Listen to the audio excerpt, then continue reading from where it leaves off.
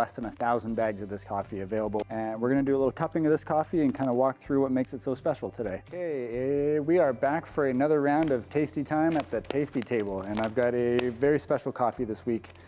This is a microlot from the Cerro San Luis Micromill. There are less than 1,000 bags of this coffee available every season. So we were lucky to have 8 of those, and we're gonna do a little cupping of this coffee and kind of walk through what makes it so special today. A very unique process that has been sort of pioneered by the family that grows this coffee. This is called the white honey process. It's essentially a low fermentation coffee. So that fermentation process could go from white honey to yellow honey to red honey to black honey.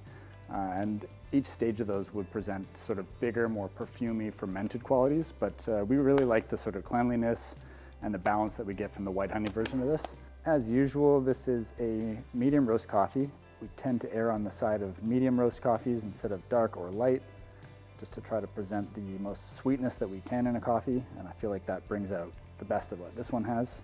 But there are varying degrees of medium roast, so this took us a few weeks to dial this one in, and I think that we finally have it figured out. A ton of really like delicate aroma, lots of like fruit character, but also some sort of spice and some tea.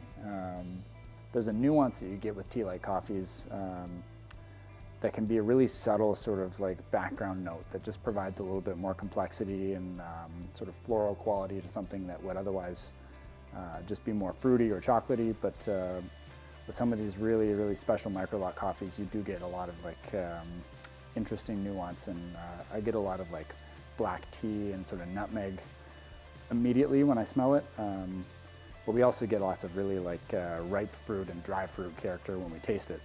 And another unique thing about this coffee is that it's a unique varietal. So this is called a Villa Sarchi, which is basically a naturally occurring dwarf varietal of the Bourbon coffee plant. That varietal is a new discovery in the last 50 or 60 years. So this family that has sort of focused on that varietal, they've really figured that out. So it's starting to smell a lot more like kind of like dried fig, like a lot of like nice dry fruit. And then you're getting some subtle sort of riper fruit character in the back. It's the dry fruit that I think is the most dominant flavor in this coffee.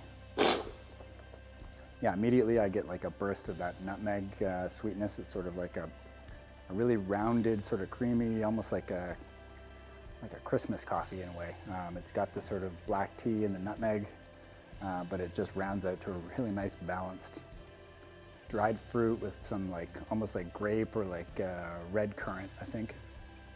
Yeah, it's got a freshness like a red currant. It's very potent and pungent, but really sweet and round. Just such a beautifully balanced coffee. It's rare that coffees are just naturally this balanced.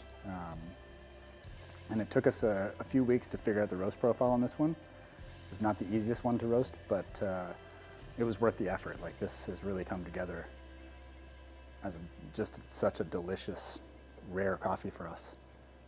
And I tend to gravitate towards more chocolatey, nutty kind of coffees personally. But when we get coffees that are fruit forward like this, that are just so rich and balanced, it's hard to say no.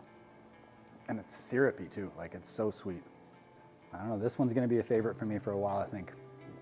But I don't expect us to have it around for too long. We've only got a limited supply of this, so make sure that you do get to enjoy this one while it's around. Enjoy, Costa Rica, Cerro San Luis.